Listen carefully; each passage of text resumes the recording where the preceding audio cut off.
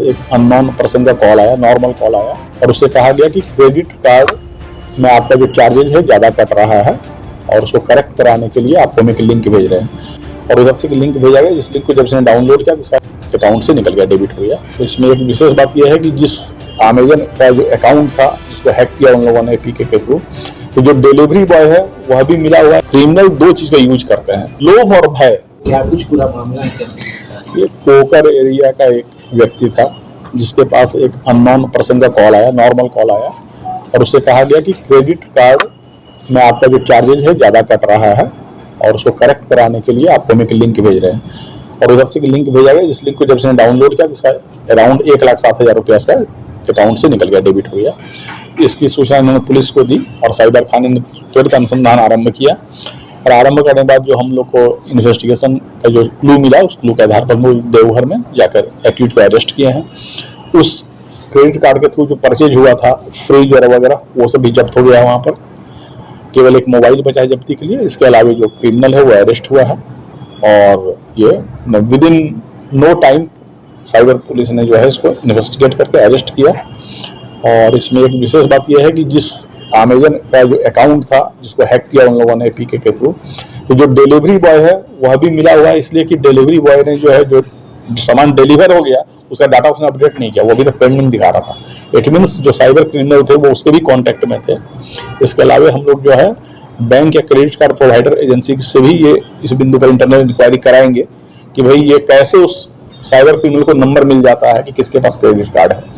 ये एक point of investigation है जो हम लोग बैंक से रिक्वेस्ट करेंगे कि क्यों ऐसा हो रहा है, ये डाटा कहाँ से लीक कर रहा है, ये भी इन्वेस्टिगेशन का बिंदु रहेगा।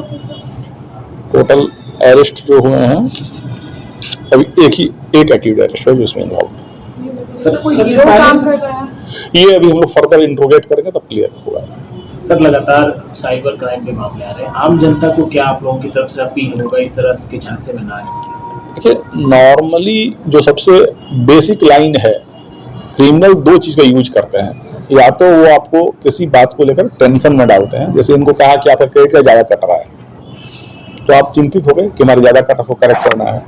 और या लोभ देता है कि आपको ये, तो लोभ और भय, आपको कोई भी कॉल आ रहा है तब इमीडिएटली कुछ नहीं करिए। पहली बात है कोई भी बैंक, कोई भी प्रतिष्ठित ऑर्गेनाइजेशन बैंकिंग या कॉल, मोबाइल कॉल करके डाटा नहीं मांगता है।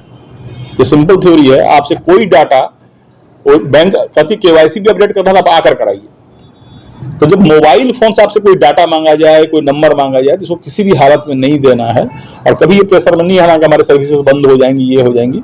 तो ये हमारी अपील है कि लोग इस कॉल से परेशान न हो और तुरंत घबरा के किसी को कोई डाटा शेयर न कर दें। पहले भी इस तरीके का अपराध होना चाहिए? बिल्कुल बिल्कुल, इस तरह का अपराध कई बार हुआ, कई जगहों पर हुआ है।